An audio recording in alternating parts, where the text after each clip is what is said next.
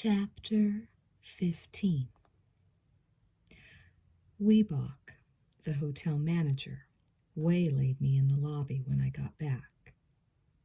He was a Polish immigrant, a slightly built guy in his late 20s with wild curly hair and bulging, radiant brown eyes. He didn't have a lot of chin. His teeth protruded. There was something wet and dazed about his smile, but the overall impression was pleasant. He wasn't the stuff that hotel managers are usually made of at all.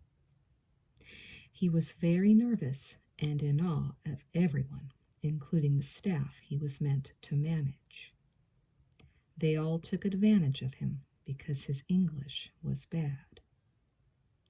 Weebach had played the oboe in the National Polish Youth Orchestra in his teens and was still an accomplished musician.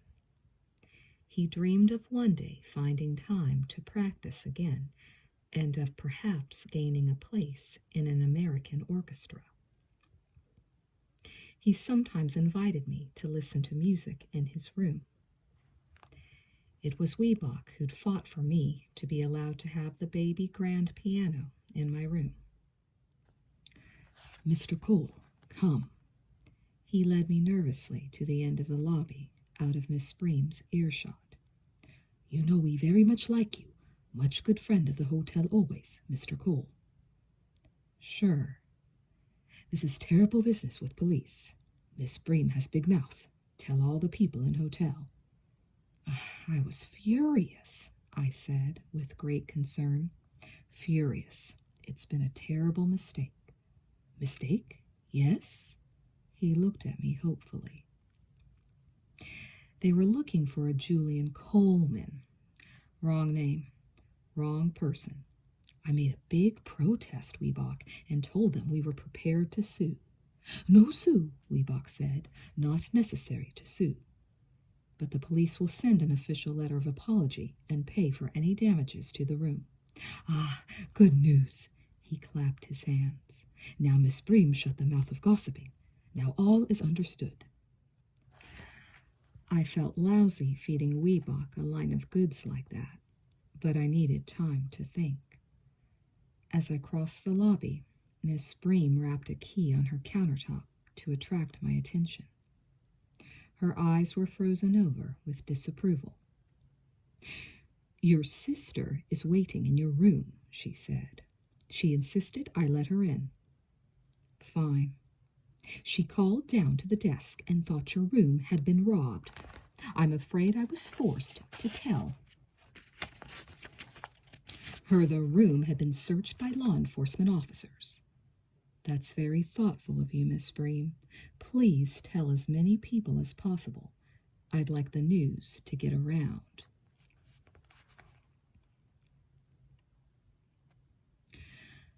The door to my room opened before I could turn the key in the lock. "Julian, I thought you'd never come." Michelle flooded into my arms, pulling me inside. "I've been so worried." "You shouldn't come here." I disengaged her hands from around my neck. "It isn't safe anymore." "Stop it." She embraced me again. "I want to be with you. Do you think my feelings have changed because you're in trouble? I don't care what you've done." "You can't say that until you know." "My father was in the resistance." She held my head between her hands. "Also my uncles. All died in the hands of the SS. Even my mother was arrested and tortured. She was not afraid. I am not afraid either. If I have your love, I am not afraid of anything." A crisis brought out her passionate nature. She was one of those stormy, proud characters who almost welcome a disaster for the opportunity it gives her to prove their love. It wasn't that I doubted her sincerity, but I felt afraid for her. She was just the kind of rash, romantic woman who'd wreck her life out of an impulse to sacrifice herself. "I don't expect you to be frightened," I said, "but you might be horrified. I'm no hero of the French resistance like your father, Michelle. I'm a goddamn Beverly Hills gigolo. What does that matter? I see beyond that. You mean you see me giving it up? Is that so shocking? I took her by the hand and led her to the couch. Yes, I said. I'm afraid it is. What else do you see me doing? None of the things I like would provide me with a living. No one's going to pay me to study music or sit on my ass in a library reading books. Why should they? I have money, Julian. You would have all the time in the world to find an agreeable career for yourself. You could go back to the university. I've had time, I said. Look what I've done with it. It's too late to kid myself anymore. I didn't have to be a gigolo, and you know it. I was arguing passionately for something I didn't even want to believe in, my unsuitability for any normal role in life. Anyway, I added, I wouldn't let you support me. I'd rather wash cars. You mean all those old women can support you? She retorted hotly, and I can't give you anything? If I quit, I'm totally vulnerable. I become completely dependent on you. Then we'd be even, she said. I'm already in that position. I knew she was right. She'd put herself on a limb for my benefit. It just terrified me that I wouldn't have the stamina to support a long-term emotional relationship, or even the chance to try. I'll tell you why the police searched my room, I said. They think I killed the Ryman woman, the one in the papers. 2 nights before she died, I was with her. But you were with me the night she was killed. No, I was with another client. The woman who phoned that morning we were in bed together. She's denied the whole thing. Her husband is backing up her story. But it's your word against theirs, she protested. The word of a gigolo isn't worth much, Michelle. Someone somewhere out there is setting me up for this thing. I don't know who, and I don't know why.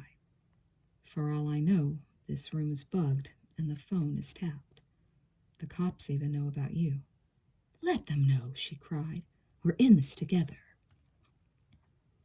Her loyalty was so spontaneously given, I felt overwhelmed by it. I pulled her into my arms and kissed her face, her hair, her neck. She was wearing an ankle-length Indian robe of pale blue silk, tailored to hug tightly to the contours of her body. A dozen carved buttons ran from the waist to the throat. I started to undo them, but it took too long. I caressed her breasts through the smooth, fragile material instead, and felt her nipples harden with desire.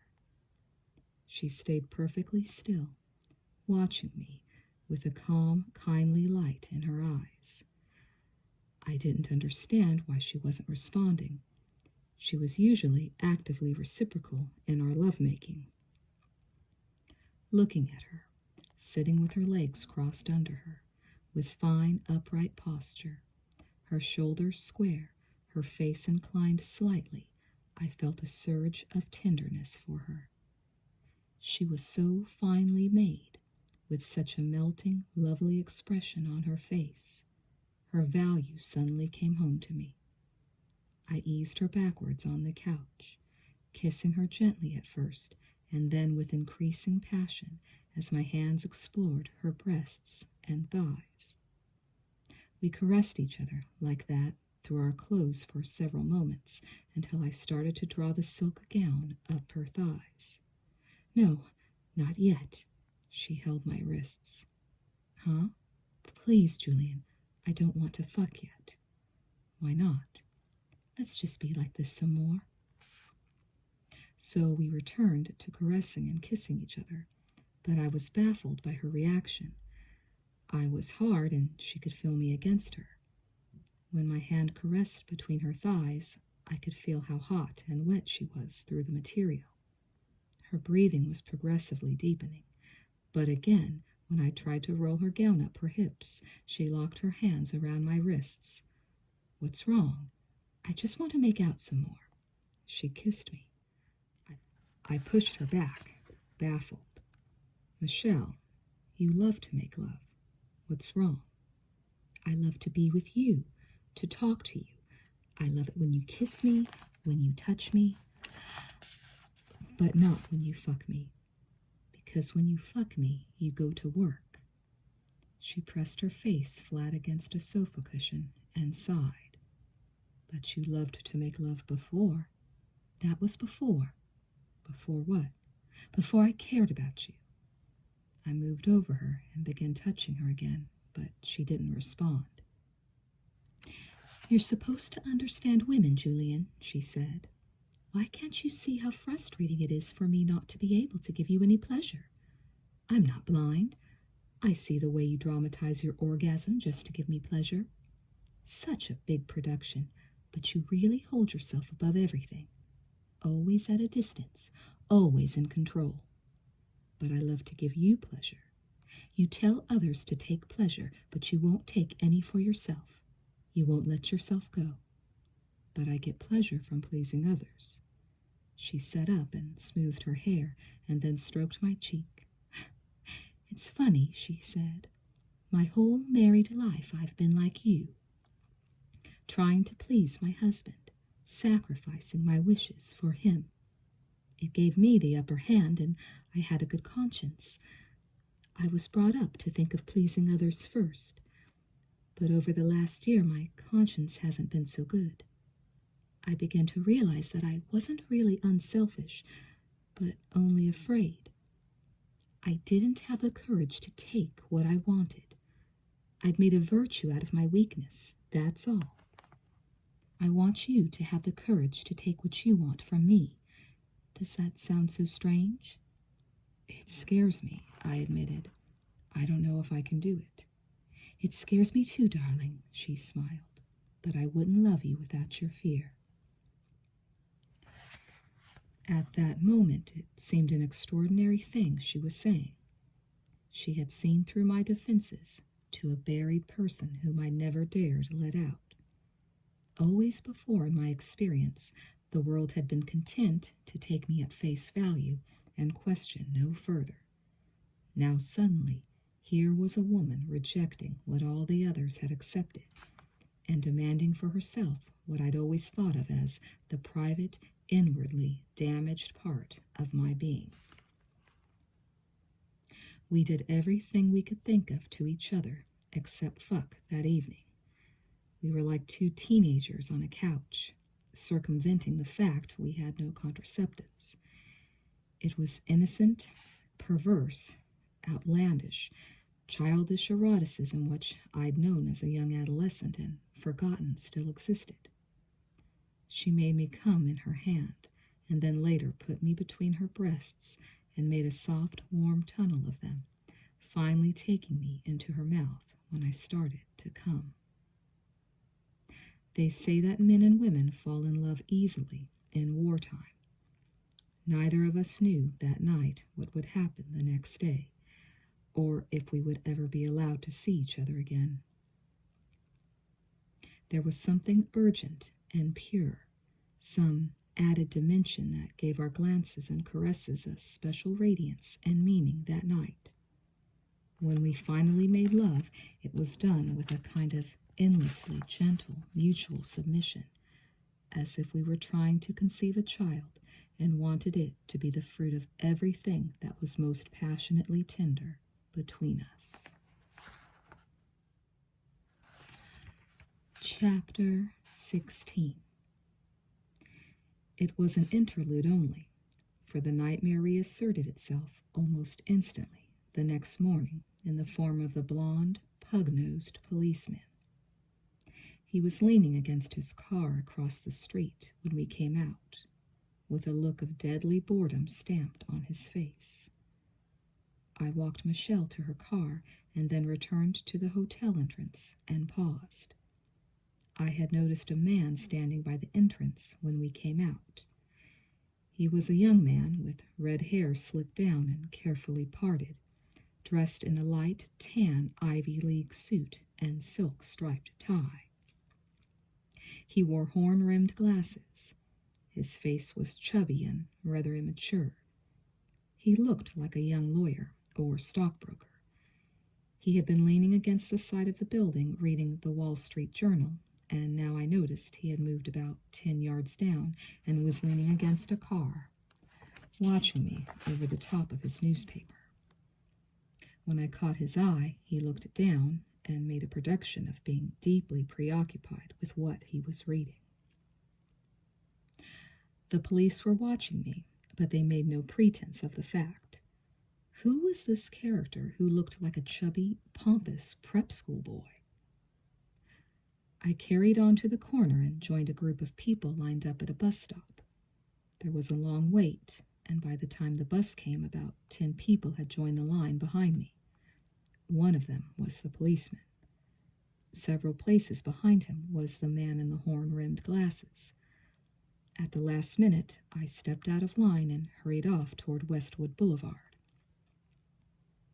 The policeman plodded after me, keeping about a half a block between us, slouching along with his hands in his pockets. The man in the horn-rimmed glasses was quite another matter. Every time I turned around, he was doing something flamboyantly ordinary and matter-of-fact, lighting his pipe, tying his shoelace, folding his newspaper, examining a shop window, checking a street number. I had stopped in front of a shoe store and could see him reflected in its window. He was studying the menu of a Hungarian restaurant across the street. The restaurant had been closed for repairs. I turned and ran across the traffic and came up behind him without him seeing me. I touched him lightly on the shoulder. "I couldn't help noticing you were following me," I said in a soft, velvety voice. "I'd love to buy you a drink." He jumped back, flushing to the roots of his hair, gripping his newspaper to his chest. "I'm sorry," he blustered. "I don't know what you're talking about." "Don't be shy." I came closer. "I think you're terribly attractive." "Excuse me." He started to walk away. "You've made a mistake. I'm not—" "Don't be silly." I kept pace with him. "I love meeting new people. Most people are so uptight they're afraid to just talk to each other. My name's Julian. I'm a Scorpio, Cancer rising. That's why I'm moody. It's my rising sign. I'll bet you're a Taurus. You're so determined looking." "Leave me alone," he muttered, staring straight ahead, lengthening his stride. "Leave you alone?" I caught him by the shoulder and swiveled him around. He knocked my hand loose, his eyes widening in alarm. "I couldn't do that," I said, in a soft, menacing voice. "I'm not going to do that. I'm going to break your glasses and make you cry.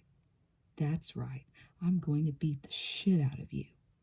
He backed away from me, looking up and down the nearly deserted pavement for support.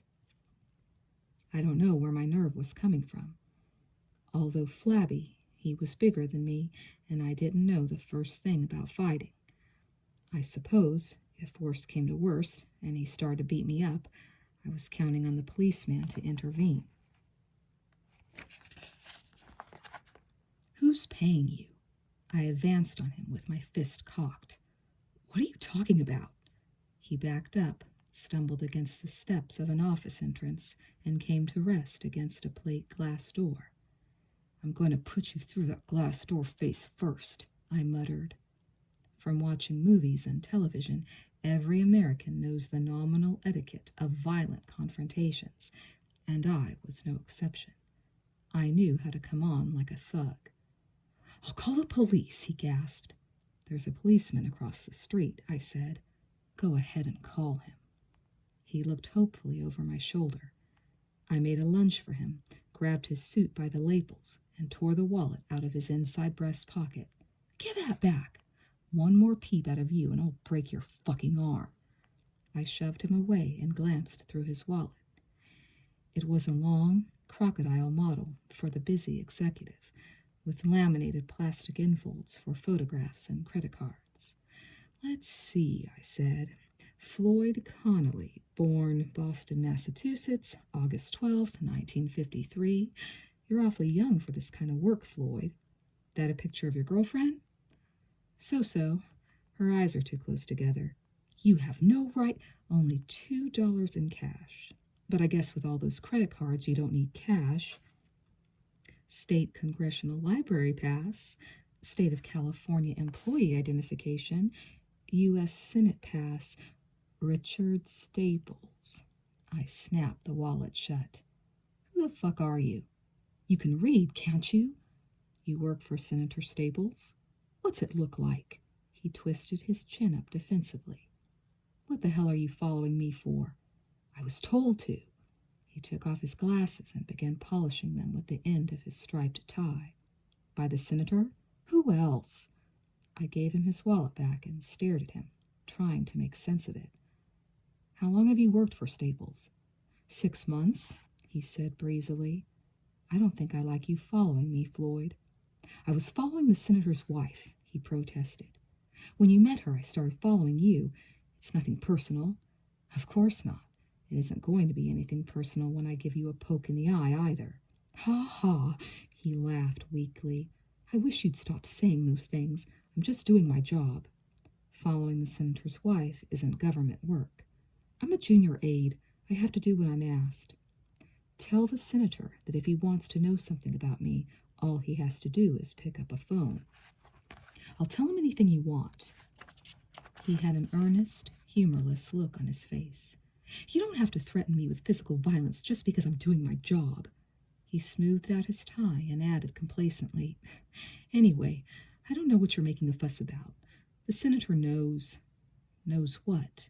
About you and his wife. Have you been peeking through keyholes, Floyd? Oh, come on, he sniffed. That's hardly necessary. We know who you are and what you do. Your intentions stick out a mile. What are you talking about? Well, he sneered, it's obvious you're hoping to compromise the senator. I believe the legal term is blackmail. Sexual assault, robbery, murder, and now blackmail. The list of charges against me was growing every day. Who did these people think I was? Was it inconceivable to them that I might actually be in love with the senator's wife? You're a snide little shit, Floyd. You know that? You can call me all the names you want, he said huffily, but everyone knows what you're after, and it's just not going to work.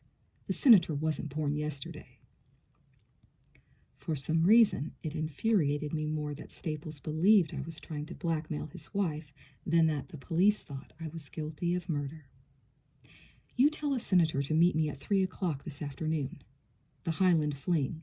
It's a bar in Fairfax. Have you got that? Of course, he said. I have a photographic memory. Good. I took his nose between my thumb and forefinger and gave it a good twist. Remember that next time you stick it into my business. Chapter 17. By 2:45, the lunchtime crowd at the Highland Fling had thinned out, and I had the place almost to myself. It was dark and cool inside, and nearly silent except for the hum of the air conditioners and the click of pool balls coming from the back room. The bartender was counting the money in the till and humming softly to himself.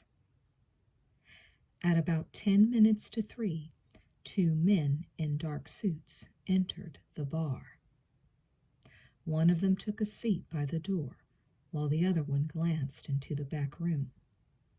The one sitting down was fair-haired, with a thick neck and broad shoulders. He had very bleached-looking skin and pale eyebrows and lashes. The other one gave me a slow, probing glance on his way back to his seat. They both ordered Cokes and kept their suit jackets buttoned. They looked like cops or Secret Service men. The way they held themselves and talked to each other, you could see they were on the job and not just grabbing a drink in the middle of the afternoon. For that matter, they could have been syndicate boys. All these lower Achillean corporate types tend toward the same style. Close to 3 o'clock, a third man came in and joined them. After a moment's huddled conversation, he walked over to my table and sat down. He had a long, sallow face with a heavy blue shadow around the jaw and upper lip.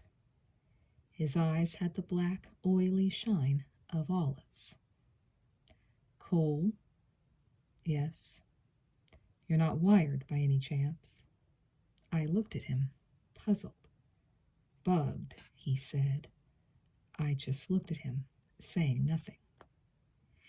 He ran his hands under the table and examined the candle burning in a red glass bowl on the top, picking it up and inspecting its bottom. Then he took a small meter device out of his pocket and passed it over my body. It was about the size of a pack of cigarettes. "You've got to be kidding," I said. "You armed, Cole?" he asked in a soft, gravelly voice. "Just my tank," I said, "but I left it parked outside." "You armed," he repeated, holding my eyes. "No, but the chair you're sitting on explodes when you stand up." "We're armed," he said, without a trace of humor. He moved away to the back of the bar and took a seat by himself near the entrance to the men's room.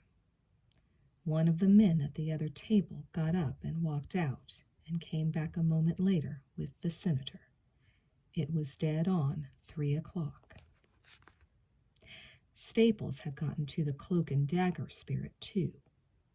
He was dressed in a loudly patterned tweed sports jacket with an open collar shirt and pale gray slacks.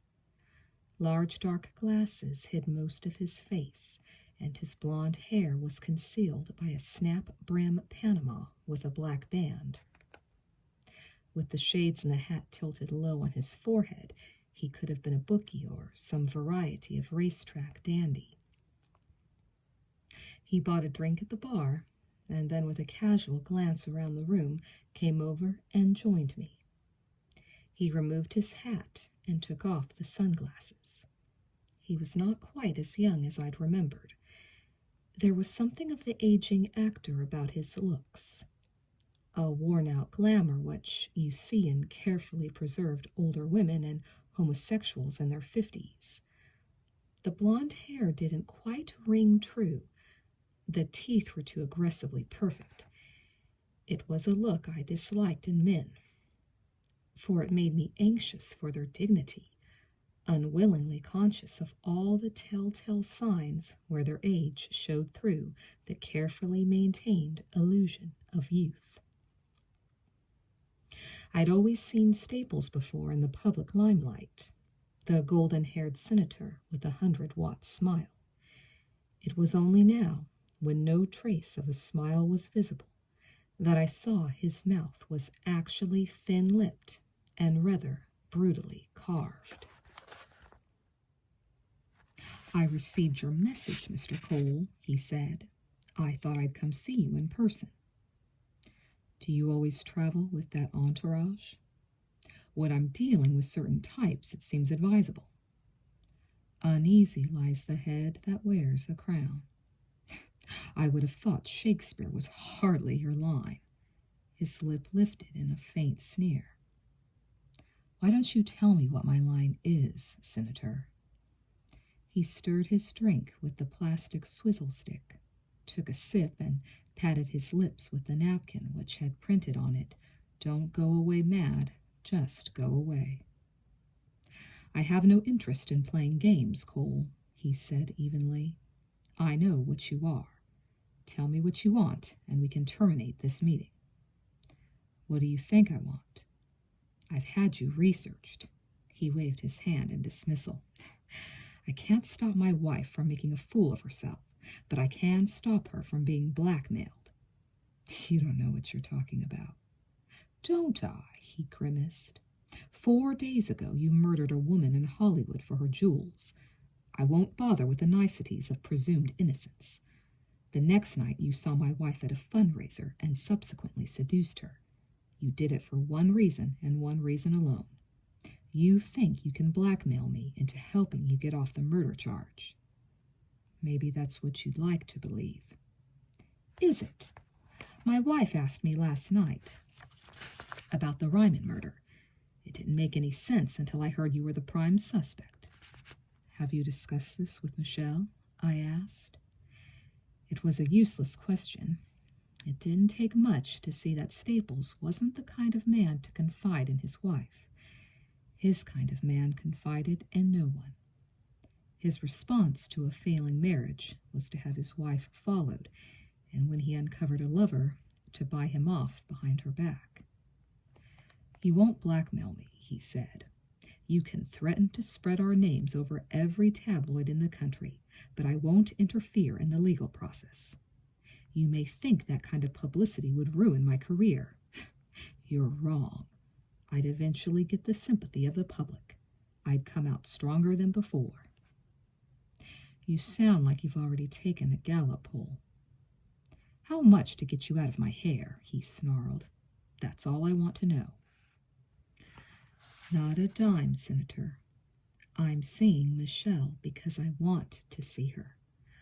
I was seeing her before Julie Ryman was killed. That's what I wanted to tell you. I don't want anything from you except something you don't even care about. Michelle. I'm glad I met you. Now I understand why your wife could risk losing her marriage. There was nothing there to lose. Let me be even simpler. He leaned toward me. You live off the good graces of a small number of people, such as Mrs. Lautner, and the good graces of places like the Polo Lounge and Chasen's. The same goes for your clients. You're just a hanger-on, and unless you want to find another crowd to hang on to, you'd better not see my wife again. You can do better than that. Not being allowed into Chasen's isn't going to break my heart. I thought you were smart, Cole. I assumed at least you had the slimy cunning of your breed. I'll make it really simple for you. I have power in this town. I have influence with the police and the courts. I have influence in the appointment of judges. Do you understand me? You'll go to any lengths, no matter how corrupt, to put me away. I think I've absorbed the gist of it. I've warned you. He rose to his feet. I don't think you'd look so good in a wheelchair, Cole, even to my wife. Think about it. He put his dark glasses on, yanked the hat down hard on his head, and swept out of the bar with his aides and bodyguard bringing up the rear. It was only after he was gone that I noticed my hands were trembling. I tried to maintain an insolent, unworried composure throughout the interview, but the instant it was over, I felt like I'd been clubbed. There was really nothing to feel confident about. A man like Staples had friends, powerful friends, legitimate and otherwise. It would take a word dropped in a certain quarter, a veiled hint, and soon after I might be met in an alley, or a car would fail to brake as I crossed a street. Was I exaggerating? Giving way to paranoia? Was it, after all, a respectable world out there? No, the country was organized along lines of interest and influence, from the Senate through local government into the police department and the courts. Nor did these lines of influence end there, but went deeper until they could no longer be judged or opposed, being illegitimate at the root. Chapter 18. I waited until much later that evening to try and find Leroy. It turned out to be harder than I expected. His working hours were nighttime. His office was his limousine and a dozen clubs, bars, steam baths, and gay dance palaces. I tried Studio 1 and learned I'd missed him by half an hour. He turned out to be expected at the Athenian Baths, where I ended up waiting an hour for him without success. Everywhere I went, I found people who had seen Leroy or were waiting to see him.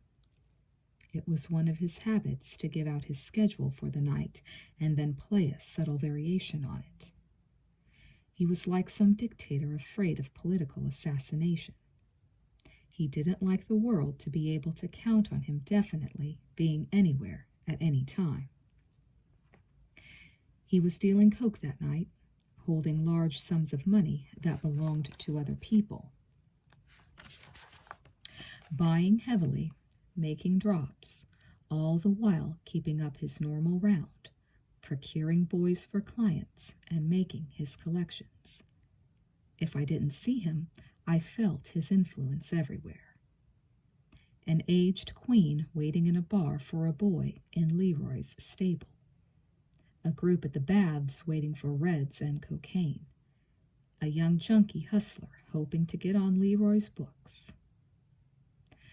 By the time I'd made the rounds once, I could be almost sure that Leroy knew I was searching for him. I drove on, cruising Highland, Hollywood Boulevard, Selma, and all the little streets in between. The stores and restaurants were closed. The theater-goers and tourists had gone home. Now the streets belonged to their nocturnal denizens. The hustlers, pimps, hookers, transvestites, and slowly moving patrol cars. It was a scene played out on the street corners and in the shadows of vacant lots. Young, watchful faces of boys loomed in my headlights, trying to look through my windshield to see what I was like. They were spaced every 10 yards or so, hands on their hips, or thumbs hooked into their belts, or draped around street lamps, or just sitting on the curb with their faces in their hands. Each one, by his clothing and stance, signaled his particular type. There were provocative, girlish boys, flighty coquettes interspersed with brooding Neo-James Deans, weightlifters, blonde beach boys, macho bikers. There were pros and amateurs, expensively dressed ones, and ragged-looking kids in scuffed tennis shoes and grimy T-shirts. The runaways of 15 and 16, willing to do anything for a meal and a bed for the night. There were the slightly older adolescents, hollow-eyed, strung out, with wasted bodies and dyed gold hair. The motorcycle heavies in black boots and sleeveless denim jackets, defiantly tattooed, bristling with chains and studs. Cruising slowly, men in cars examined the human goods for sale, slowed down, speeded up, halted to bargain. And then these streets gave way to others with cracked, deserted pavements and parked cars inside, which men strained at each other's flesh for what flesh could give in the way of relief, solace, peace from the burdens of the night. Decadence, California style, fueled on reds, coke, angel dust, booze, bennies, junk, poppers, anything that could alter the pain of what you were. I sipped the pint of vodka from my glove compartment and cruised on. In that neighborhood, at that hour of the night, you had to be a stone not to feel the waves of despair that had washed up this tide of human flotsam. If there was such a thing as an apocalypse, you knew it had already happened. The streets of the Hollywood Tenderloin could have been the back alleys of Rome at the fall of the empire. Dim, torch-lit passages choked with suffering, corrupt humanity, human slavery at a premium, any perversion or luxury for sale. I finally spotted Leroy's Continental parked in front of the Paradise Ballroom on Highland. It had been freshly waxed and gleamed beautifully under the streetlight, but someone had snapped the telephone aerial off and raked the paint off the side doors. That happened a lot. Kids spray-painted windshields and slashed tires, anyone's tires, impersonally. In the summer especially, You could feel the rage simmering below the surface of the city, ready to fasten on any object, whether it was a beautiful car or an old woman who could be robbed of her food stamps. The Paradise Ballroom was packed with men, crowding the dance floor and lined up 3 deep at the bar. Throbbing out of the speakers, Martha and the Vandala's heat wave did battle with the lurching swell of conversation. There is nothing quite comparable in the straight world to the heavy passion and paranoia of a gay bar toward closing time. It was the hour of the night when the pairing off quickens in speed. The drinking gets more destructive. The desperation starts to leak out. The room was jammed, elbow to elbow, buttock to buttock, with short-haired young men in jeans and T-shirts, talking and drinking furiously, their eyes constantly straying, inviting and disdaining advances, assessing and being assessed. A sign above the bar warned, "Flies attract germs, so keep yours closed." In the darker alcoves, lost in the bedlam of anonymous bodies, strangers caressed each other, kneeled to each other. I shouldered my way through the press of dancers, drawing hostile stares and inquiring glances. The homosexual ego is stretched closer to breaking point. At the hint of rejection, it snaps more quickly into disdain. It is all done through the eyes. The eyes ask a question. Are you interested? And you either blankly veil your eyes or show an answering light. I had drunk a lot, and I was looking for Leroy, and I wasn't interested in soothing egos. I could feel the faint waves of paranoia and enmity I created as I moved toward the bar. "Hello, Julian." A hand closed on my arm, and when I turned, I saw Teddy Lime. He was vaguely dancing with an older man in a Hawaiian shirt, shuffling spasmodically, his eyes barely able to stay open. His white suit was stained with wine, his shirt stuck to his chest by perspiration. "Get you your money," he slurred. "Tomorrow. Just gotta earn it." He inclined his head toward his dancing partner, who glared frostily at me. "There's no rush, Teddy." "Not my scene at all, man," he said. "Doing a favor for Leroy. You know Leroy? Faggot pimp? Mr. Lowlife? He's going to get me some straight tricks after tonight. Gotta prove myself with Fatso here." He laughed softly to himself. "Most distasteful, old boy. Not my style at all. I was always a ladies' man." He smiled lazily, asleep on his feet, mumbling in an imitation of an English accent. "Always a bored buggery, a mere temporary stopgap, old boy, to pay the rent." "Where's Leroy?" I shouted to be heard above the din of music and conversation. "Ah, Leroy." Teddy draped an arm around my shoulder. "The man we all come to, our Father in heaven, the great Leroy. Are you also Leroy's creature, friend? I thought you were Anne's darling boy, the man of the hour. No? A mere pansy after all? Pity that, great pity." "Are you dancing with me or not?" Teddy's friend in the Hawaiian shirt put his hands on his hips and sulked. "I mean, make up your mind, darling. You're not the only fish in the sea." "With you." Teddy lifted his hands to his partner. "I'm yours, all yours. Do with me as you will." Out of the corner of his mouth, he said to me, "Leroy's out back, showing off a new boy." I elbowed my way out of the room into the back patio, where food was being served and the air was fresher. Leroy was leaning on his own against an ivy-covered wall beneath an orange spot which gave him a slightly translucent, hideous glow. He was dressed in a pale lilac suit and a white silk shirt with ruffled front and cuffs. A bright green silk scarf concealed his long neck.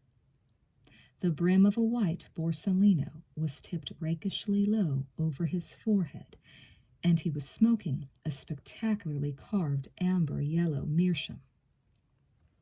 From his glassy fixed eyes and tight-locked jaw, I could see he was wired high on coke. "Looking good, Julie." He made a serpentine shimmy with his hips and slapped my open palm. "Looking good." "I've been trying to find you." "I hear you, brother." He nodded rhythmically, gazing straight ahead at something behind me. "All night long the drum's been saying the same message. Julian's coming." "Come on, Leroy. I gotta talk to you in private." "It's cool here. No one can hear nothing in this racket." "This is important, damn it." "Dig, man," he said. "I may look like I'm just standing against this wall playing with myself, but I'm working. I gotta keep my eye on something." "I heard you were showing off a new boy." "Gotta make sure none of these fruits steal 'em off me." He sniffed, wiping his nose with the back of his hand. "You want some evil cocaine, man? I got it. Make you feel like the coldest, prettiest snowflake in the world." "The hell with cocaine. What about the Ryman killing?" "Don't talk to me about that shit," he sighed. "That's all I've been hearing about. Fucking cops been on my ass like glue." "Yeah, well, I've been getting the 3rd degree." "When you get the 3rd degree, sucker, you know about it. You walking around, you got money in your pocket. That ain't no 3rd degree. What's the matter? They ask you a few questions? They've been kicking ass all over town the last few days." "It's not that simple," I said. "I was with a trick that night, but she won't cop to having been with me." "I told you none of that rich pussy was any good." He shrugged. "You take this awfully cool, Leroy. You sent me to the Rymans. You jived me on the whole thing. I'm telling you, I need some help." "Oh, yeah?" He wasn't even paying attention. "You know what I think, Leroy?" "What?" His eyes stayed fixed on something across the room. "I think you're playing games with me. And you know what? I think I'm going to put you in the fucking hospital." "Say what?" His head jerked around. "Hey, be cool. I didn't know you had the heat on so bad." "I need an alibi. I've got cops following me everywhere. My hotel is staked out." "I hear you," he said. "We'll fix something tight for you. But just lighten up on that violent talk." "Like, what is that?" "Violence, man? Like, violence is nowhere.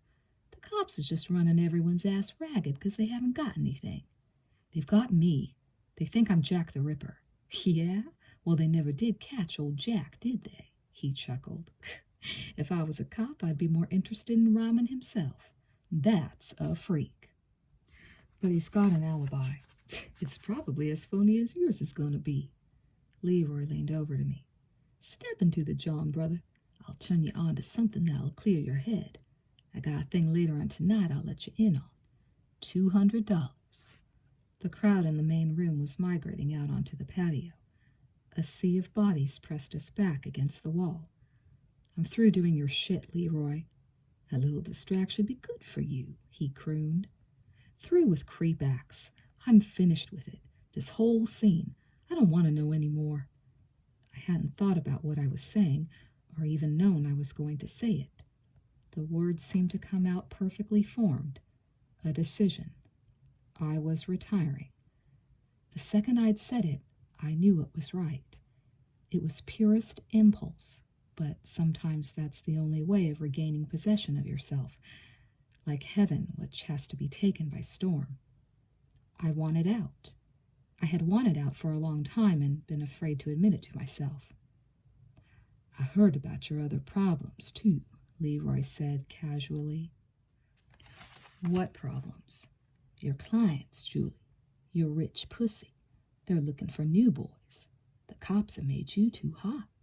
They won't touch you. Ask around." "I guess you didn't hear me," I said. "I'm through doing tricks. For good." "Hey, Julie, you asked me to help you out of a tight spot. I'm glad to fix you up an alibi. But then you tell me you won't do my tricks. How you expect me to help you out?" There it was, I thought. The bottom line. They didn't let you quit. You were to be kept in harness until you were all used up. At the end of the line was drug addiction, as in Teddy Lime's case, the terminal jobs for fags, and then the boneyard. I needed an alibi. Teddy needed a shot. Neither of us was going to get what we wanted without paying hard coin.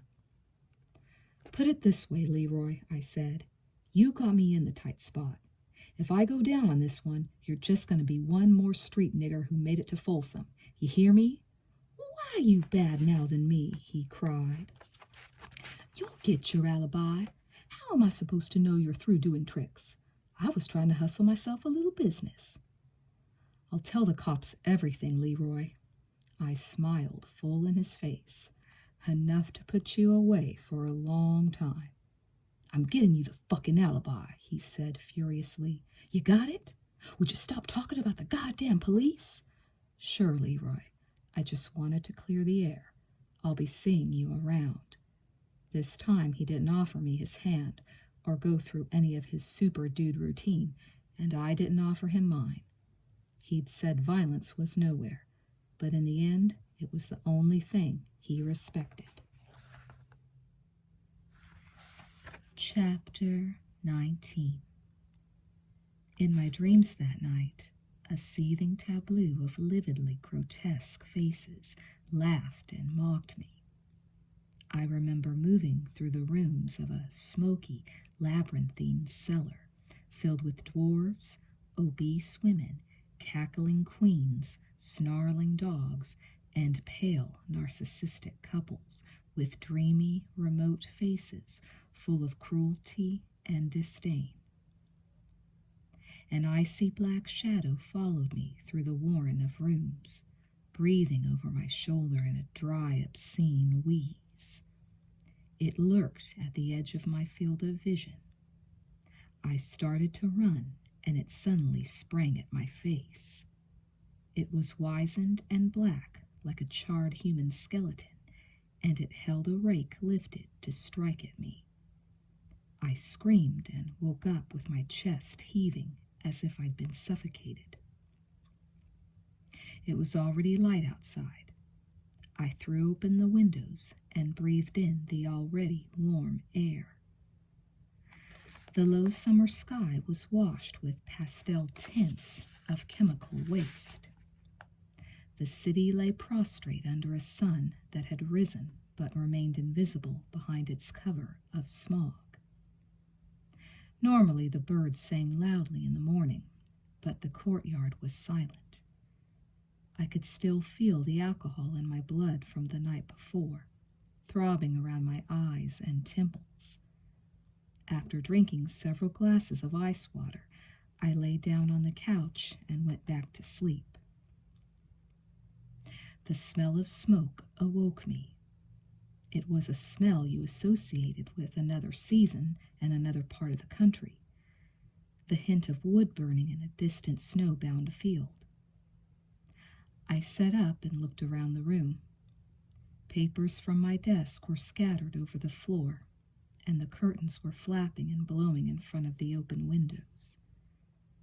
The air coming into the room was hot, with a sandpaper edge to it that seemed to rub unpleasantly on the nerves. Outside the window, the air was a jaundiced yellow, full of flying ash and dirt particles and twigs. It was the first Santa Ana wind of the year, late summer winds that boil up in the heat of the desert and come whistling down the canyons in fiery blasts. But there was more to it than that. I turned on the radio and got a news flash. Fires had broken out in the Santa Monica Mountains and were jumping from ridge to ridge. At the summits of the peaks, the wind speed was already in excess of 60 miles per hour.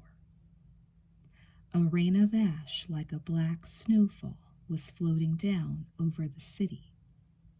Drivers were being asked to use their headlights in broad daylight.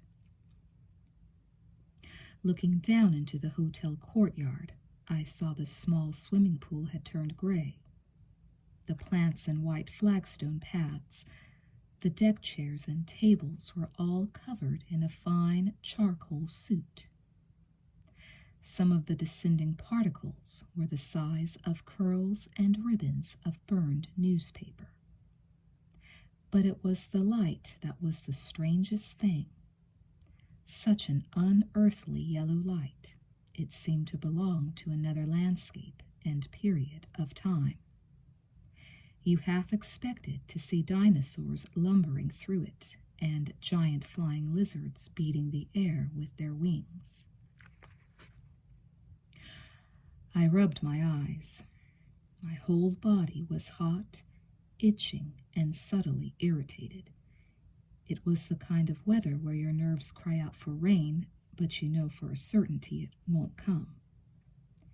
There was a terrible pent-up pressure in the air, a damp, building gloom to the atmosphere. The phone rang and I picked it up and waited for Miss Bream to go off the line. "Thank you, Miss Bream," I finally said. There was a short click, and then Sunday's voice came through, slightly obscured by a background hum of voices and typewriters. "I hope I didn't wake you, Julian," he said. "I hear you had quite a night.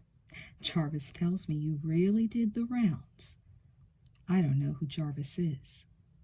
Jarvis is the guy assigned to you nights. He says he nearly got raped by a giant fruit in the men's room at the Paradise Ballroom. "You're in a good mood, Sunday," I said. "What's the bad news?" "Now that's a hangover talking," he said easily. "You don't really mean that." "I mean, what's on your mind?" "I didn't get much sleep either," he said. "I was up most of the night reading. You've had quite a life, Julian. You really kept a detailed record. All those women in your diary would be very nervous if they knew what you'd written about them. It's the kind of thing you could sell." I couldn't bring myself to speak. He had a huge advantage over me, being in possession of the diaries. "Why the change of name, Julian?" he asked. "Christopher March not classy enough for you? It's an unusual career for a boy from Sandstone Falls, Iowa. You are what they call an army brat. Your father was a corporal stationed overseas. I guess that's how you learned your languages. You ran away from home 6 times and lied about your age to join the Navy at 16. Your father traced you, brought you back. He also put me up for adoption when I was 5. He was also a drunk. He was also a sadist. You didn't keep a diary in those days, kid. The orphanages I grew up in didn't encourage it.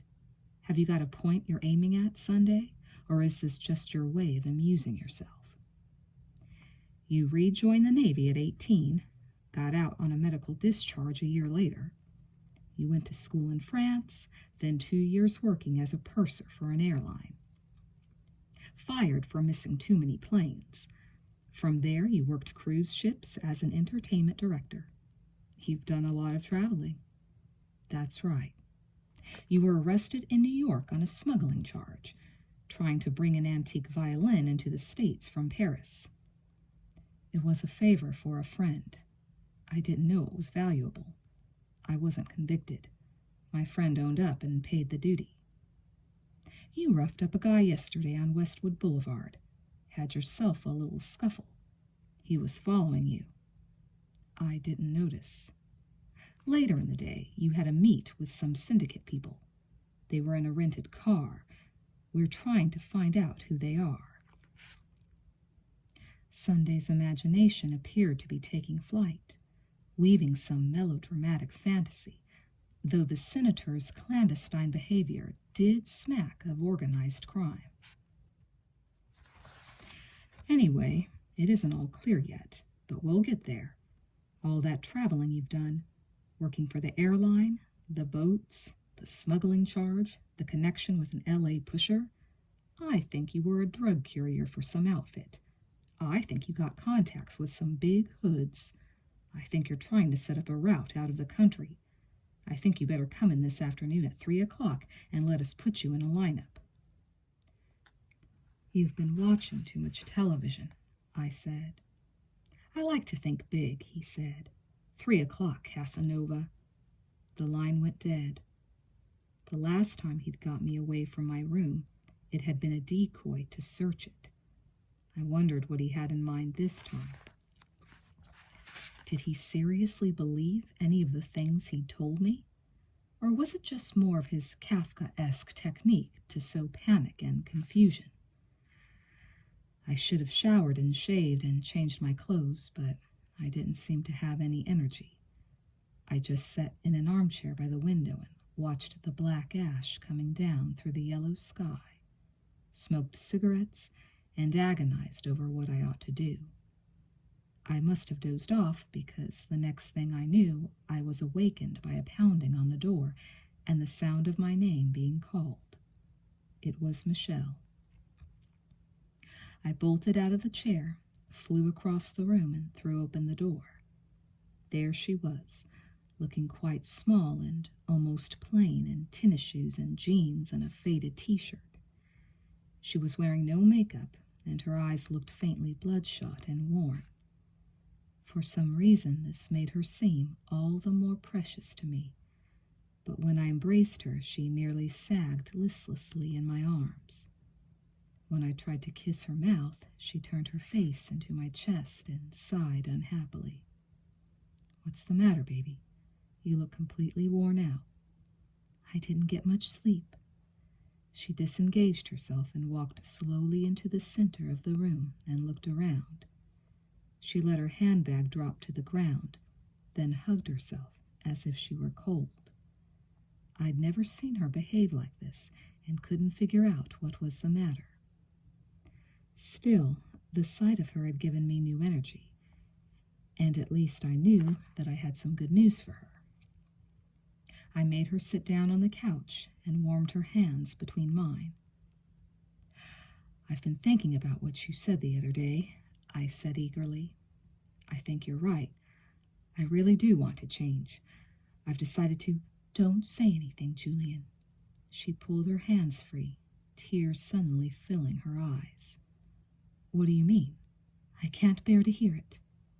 "How do you know what I'm going to say?" I stared at her, baffled by this apparently altered Michelle. Somewhere deep down, before she spoke, though, I think I knew that the worst had happened. "Julian," she sobbed, "I made Rick a promise. That's what I came to tell you. I'm going to Rome for 2 months. It's the least I can do for him. He believes it'll give me some perspective. I don't want to go, but I can't just wreck his life." I sat back on the couch and let the air out of my lungs very slowly. I felt like I'd been hammered hard in the center of the chest. My stomach was alive with a weak, aching vulnerability. It was somehow what I'd always feared and unconsciously expected. It had been for a good reason that I'd always avoided falling in love. I'd never believed I'd actually get the one thing I craved most in life. Now I'd been led into wanting it, needing it, and it was being taken away from me.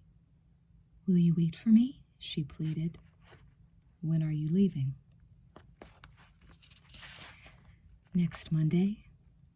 I remember the room was abnormally dark, filled with the whoosh and crack of the curtains billowing in the hot wind. "Will we see each other before you leave?"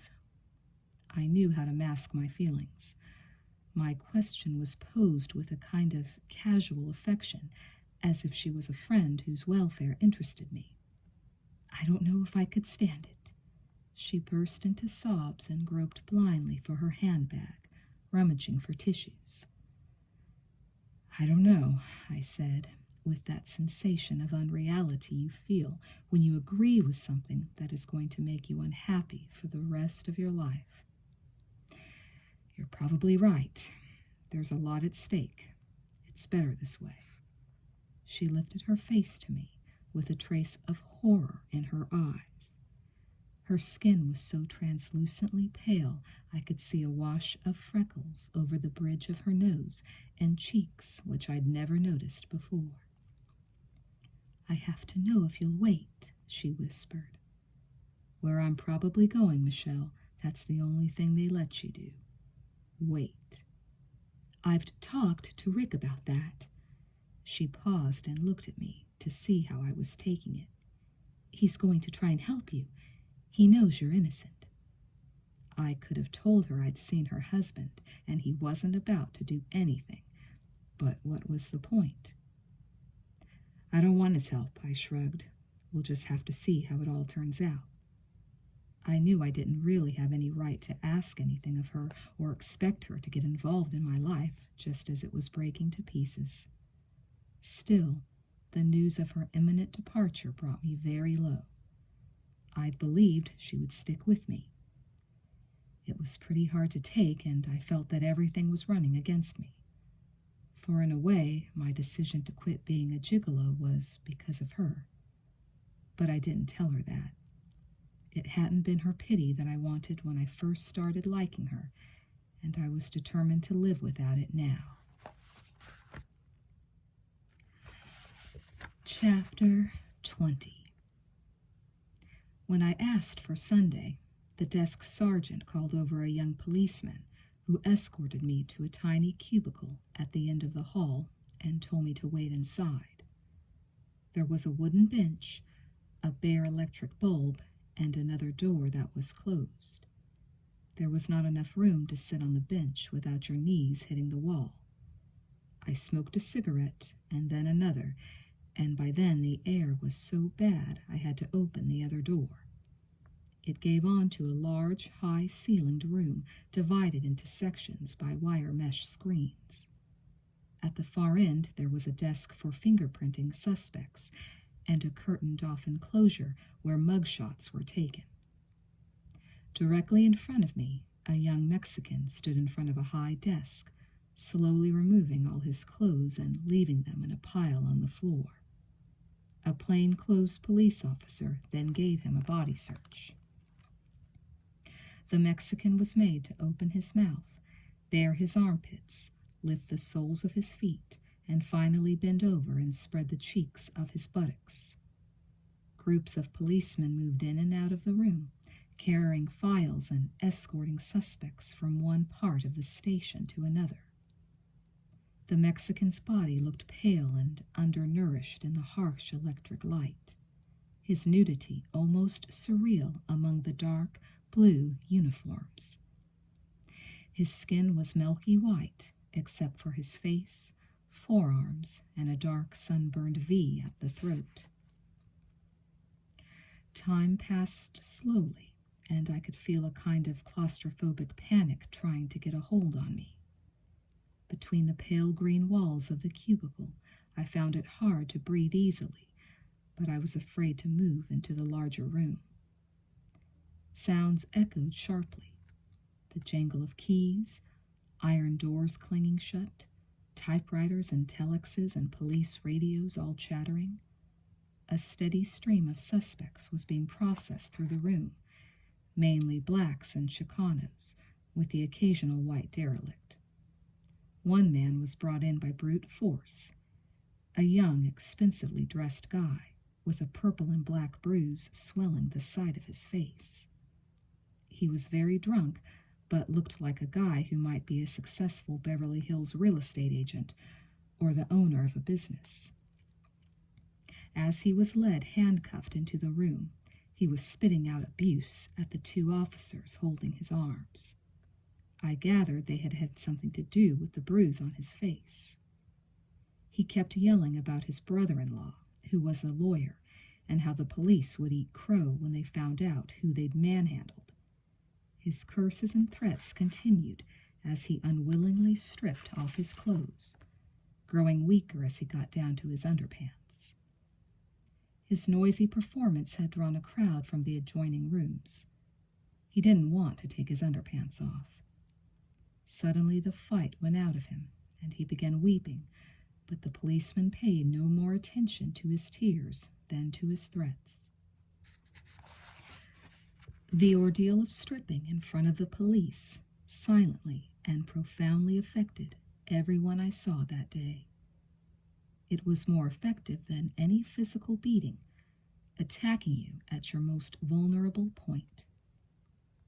The business of having to bend over and bare your ass to the scrutiny of a stranger was the coup de grace.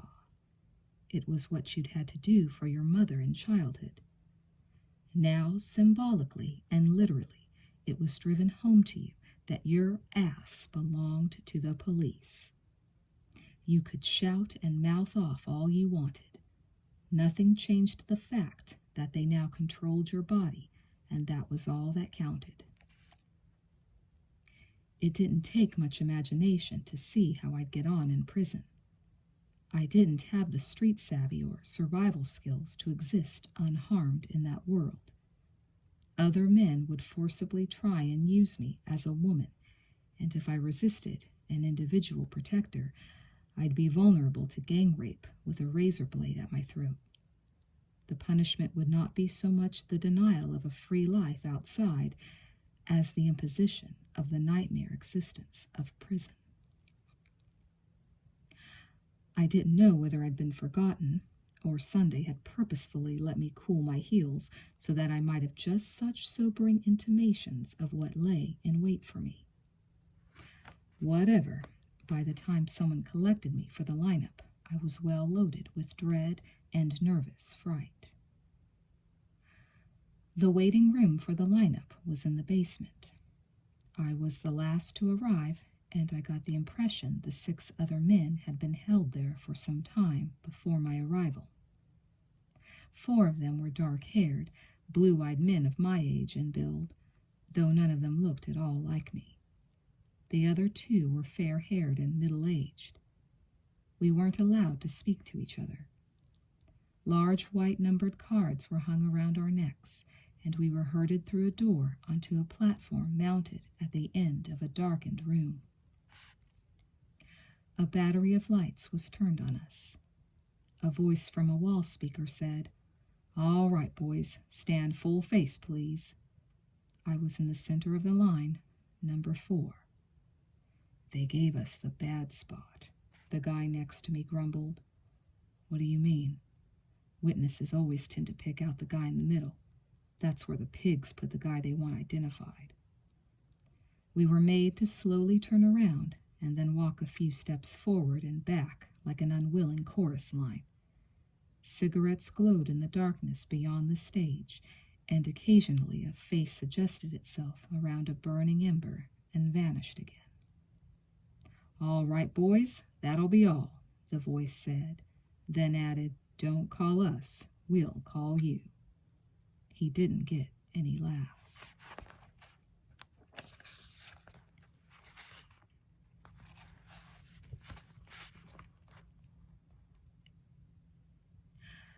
A blue bottle fly was crawling up the wall behind Sunday's desk toward the light switch. Just before it reached the plastic fitting, it flew off with an angry buzz to its original position on the doorframe. Then it started its slow crawling approach all over again. It was a small office without windows. 2 metal desks faced each other, with a chair in between set against the wall, where a Playboy pinup calendar hung. That's where I was sitting, the back of my head leaning against Miss August's silicone-enlarged breasts. Dirty yellow linoleum covered the floor. Sunday occupied one desk, his feet up, his hands folded loosely over his stomach. A cigarette burned in the corner of his mouth, a thin stream of blue smoke slanting across his face, which was contorted in irritation. Perched on the edge of the other desk was a tall, red-haired cop with a rakish ginger mustache and smooth, fiercely sculpted features. He had slanted green eyes, a hawkish nose, and deeply pocked skin. He was dressed in a loud plaid knit suit, a pink nylon shirt, a red tie, and yellow earth shoes. He was deeply involved in shooting paper clips with a rubber band at the fly on the wall. His name was Curtis, and Sunday had told me he was in charge of the Ryman case. So far, he hadn't said a word. "You've been identified, Julian," Sunday said gravely. "Who? Who could possibly identify me?" He reached across the desk and picked up a typewritten sheet of paper from his in tray. He spoke very slowly. "The Japanese motel clerk identifies you on both nights. You parked your blue Mercedes 450 SL about a half a block from the motel around 10 o'clock the night of the murder. Then you proceeded up the block, turned into the motel, and entered." "Who says this?" "The guy who runs the porn mill across the street from the Taj Mahal. He saw you, Julian." "Sure, him and the Pope." "Curtis is Catholic. Leave the Pope out of it." "First of all, that old Jap is nearly blind. He couldn't pick his own face out if you stuck him in front of a mirror. Second," I tried to get the strangled sound out of my voice, "I wasn't there the night of the 22nd. Why is this guy inventing all this?" "He picked you out," Sunday shrugged. "Both nights." Curtis swung himself around to face me. "Why?" I couldn't believe it. Why would he do that? Maybe because it's true. Sunday began tearing the cellophane off a fresh pack of cigarettes. "Maybe he doesn't even understand what the hell he's doing," I said heatedly. "Anyway, what good is a witness like that? A guy who's nearly blind?" "Looking ahead to the trial, Julian?" Sunday smiled mockingly. "Two can play this game," I said. "Los Angeles is full of Mercedes." "Convertibles?" Sunday asked. "Dark blue?" "At night it would just look dark. It could be any number of colors. What was the license number?" "The guy didn't see it," Sunday said shortly. "You're damn right he didn't. There's no porn mill across from the Taj Mahal. The whole block's dark." There was a silence, finally broken by the sound of another paperclip striking the wall. Curtis pinched the corner of his mustache and sniffed. "How'd you feel when you went back and checked, Julian?" "You must be pretty hard up to try this kind of crap." It was starting to occur to me that they had lied about the Japanese clerk's identification as well. "What's next?" I said. "Am I meant to break down and confess?" Sunday kept his eyes on me while he opened a desk drawer and removed a large manila envelope. Inside were 6 $50 bills encased in a clear plastic envelope and a stained monogrammed paper envelope which he shook out onto the desk. "Recognize these?" I shook my head.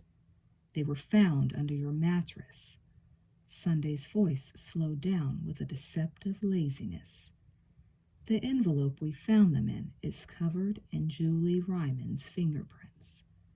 The fingerprints were easy to identify. They were smeared in blood. Want to know something else? There's a pair of your trousers and underpants at the lab. The chemists have found traces of Julie Ryman's blood on them, too." It was like a nightmare. If they kept pulling out things like that, I'd start to believe myself that I'd killed her. "I told you it got heavy the night I was there. She was clawing herself. I told you that. I've never seen that money in my life." "It must have flown through your window and hid under the bed," Curtis yawned. "Didn't you ever wonder why a supposed murderer would keep a monogrammed envelope stolen from his alleged victim under his mattress? What next, Sunday? I suppose you found her jewels, too. Where were they? Sitting on the piano?" "Shut up," Sunday barked. "Every guilty person always gives you a million logical reasons why he couldn't have done something. Sure, you'd have to have a screw loose to leave important evidence lying around. Murderers aren't logical. They set themselves up." "Someone is setting me up," I cried. "Can't you see that?" "The possibility occurred to me," he grunted. "What about Ryman himself?" I said. "This sounds like something kinky he might get into." Curtis stood up and removed his suit jacket and then edged down the top of the desk until he was almost sitting in my lap. 20 Beverly Hills businessmen say different. Ryman's a distinguished veteran. He's an active Republican. He's got an alibi made out of ferroconcrete. Apart from a harmless taste for watching other men screw and assault his wife, I'm sure he's a credit to the community. Assaulting people can be fun. He measured me with his eyes. I think you were at the Taj Mahal the night of the 22nd. I think you're guilty as sin. I think you went over to the motel, did a trick, played some rough games, got stupid or drunk or greedy, beat her up, stole her jewels and money, and then raped her afterwards. I think you're going to get the death penalty. I think as soon as we get rid of our pious faggot governor, all the scumbags on death row are going to get the electric chair, and you'll be one of them. I think if I bounced you off the walls, you'd confess. The air in the office was hot and low on oxygen.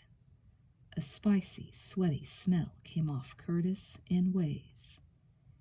If you're so sure I'm guilty, I said, then arrest me so I can get a lawyer.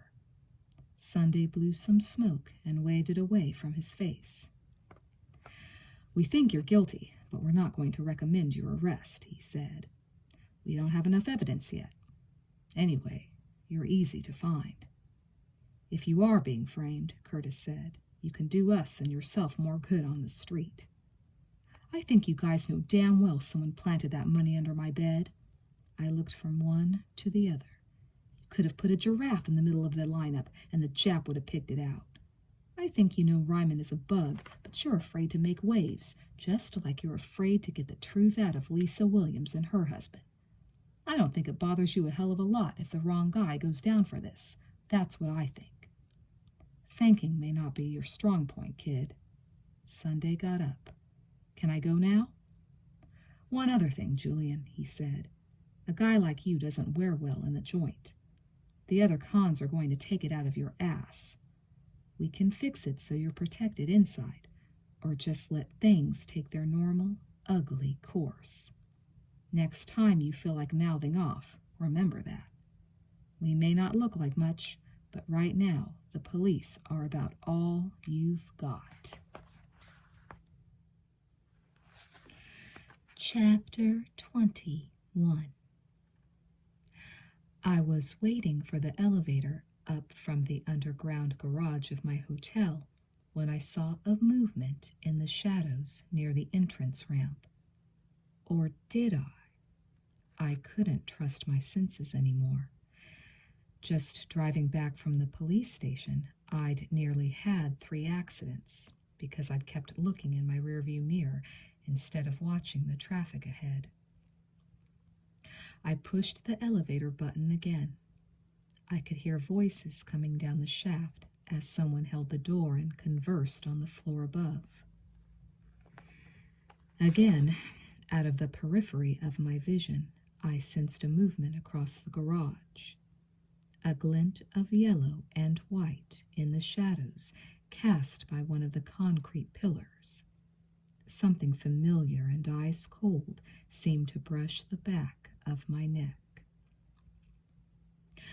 I should have run directly across the garage, but I was afraid. I banged the elevator button and kicked the door. I heard a car door slam, an engine roar into life, and then a dark brown Porsche convertible reversed out from behind the pillar and turned up the ramp leading on to Wilshire Boulevard. The driver had short blonde hair with a dyed look. I didn't get a look at his face, and his license plates were too dusty to read. Maybe he was just a tenant or visitor getting into his car. He had driven out quite slowly, with no appearance of haste. Miss Bream had said I'd had a blonde visitor shortly before the police searched my room and found the money under my mattress. But the city was full of young men with blonde hair. I must have seen 100 last night alone. I walked over to where the Porsche had been parked and studied the ground. The concrete floor was stained with oil slicks. There was a litter of cigarette butts and ash where someone had emptied a car ashtray. Did these things mean anything at all? Was I being paranoid, inventing danger where it didn't exist? The first thing I did when I got back to my room was to search it. I went through everything systematically, as the police had done, but all I found was a tiny vial of French perfume under the sofa cushions. It was Michelle's scent, which was the last thing I wanted to think about. How could I have been so naive as to let myself fall in love with the wife of a United States senator? Or imagine that she would give up Staples to stake her future on a gigolo accused of murder? I could see it pretty clearly from her side. Women being much like men in the way they divide the opposite sex into the ones you fool around with and the ones you marry. I was the other man, and nothing I could do would change it. If I hadn't had a murder charge hanging over me, perhaps I wouldn't have taken Michelle's change of heart so badly. If I hadn't felt so inwardly drained by the destruction of my hopes, I might have been able to think clearly about the murder charge. Between the two worries, I became almost incapable of doing anything to help myself. I was fighting to save my life, and simultaneously, the only thing I loved in life had been taken from me. I should have been stronger, not given in to depression. But that's as meaningless as saying I should have been a nuclear physicist instead of a gigolo. What I did was to get drunk. I just lay on the couch and drank scotch neat from the bottle and stared at the ceiling. It had been a waste of time, I thought, to search my room, because whoever had planted the money wasn't dumb enough to believe he could keep sticking bits of material evidence into my living quarters. He would have to change his tactics. The murder weapon and Julie Ryman's jewelry were probably still in his possession. I tried to put myself into the position of the person trying to frame me and took another swig from the bottle. The logical next move would be to leave some further evidence somewhere in the hotel, bury it in the garden, stash it in the trash, hide it in the laundry room, or even simpler, just stick it in my car. Sunday had said it. Thinking may not be your strong point, kid, and I was beginning to think he was right. If the blonde boy in the garage had been waiting for me to come back, what was he doing now? He wasn't lying on his back drinking and feeling sorry for himself. My car didn't look like it had been touched, but then Blondie wasn't likely to have left dotted lines and arrows pointing to what he'd done. I'd left it unlocked. The beige leather interior still had that new car smell. The dashboard clock was still keeping time. The radio still worked when you pushed the button. What would happen if I turned on the ignition? Would I be blown to bits by a bomb? I didn't know whether I was scaring myself on purpose or actually making a useful attempt to check out every possibility. The whiskey only heightened this sense of unreality. I opened the hood and peered at the engine and stuck my hands down inside the wires and pipes. I didn't know a bomb from a carburetor. Any of the wires I saw could have always been there or could have been rigged in the last hour. I looked in the trunk, removed the mat, the spare tire, and toolkit. Inside the car, I emptied the contents of the ashtray, glove compartment, console, and door pockets. I yanked out the floor mats, ripped back the carpeting, unscrewed the seat cushions. I was pouring with sweat. I took a deep breath and started the car and waited for the explosion. It wasn't forthcoming. I tried the air conditioning, windshield wipers, heater, and automatic gizmo for raising and lowering the convertible roof. Everything worked perfectly. I felt like going through my pockets and emptying my shoes in case someone had planted the murder weapon on me while I wasn't looking. Actually, I felt like checking myself into a closed psychiatric ward for some electric shock therapy. What I was doing was absurd, a mere exercise in paranoia. I was convinced the blonde guy had just been innocently getting into his Porsche to drive away, as millions of people do every day in the city when they want to get from one place to another. But I got my flashlight anyway and slid under the car and rolled around in an oil slick and got my hands good and dirty feeling around the shocks and chases. I saw various wires, fuse boxes, and pipes whose functions I couldn't fathom. Oily red transmission fluid dripped onto my forehead and ran into my eye. Dust and soot, loosened by my fingers, cascaded down on me. I turned and cut my shoulder against something hard and sharp.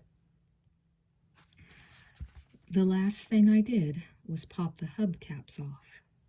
It was the last thing because when the third polished chrome disc clattered to the ground and stopped wobbling, I saw a gray felt bag was fixed to its interior with black electrician's tape. The initials on the bag were J.R., and inside were 2 diamond bracelets, a gold wedding ring, and a mourning brooch with a lock of brown hair barely visible through the oval glass. The lock of hair was mounted on red velvet, the heart-shaped brooch itself framed in dark, antique silver. Whose hair was it, I wondered? Julie Ryman's mother's or grandmother's, or was it just an antique which had caught her eye as she browsed through a store? A woman like her probably did a lot of browsing in good stores that had beautiful things whose purchase might dent the boredom of a Beverly Hills afternoon. The diamond bracelets had modern settings, but the gems themselves were of a high carat. They had cost plenty. The wedding ring was a plain band of reddish gold. The price of the marriage it symbolized had cost Julie Ryman her life, and might yet cost me mine. The jewelry wasn't any good to Julie Ryman anymore, but I thought her husband might like to have it back. If anyone knew how it had gotten from a Hollywood motel room 4 days ago into the hubcap of my car, I thought it was him.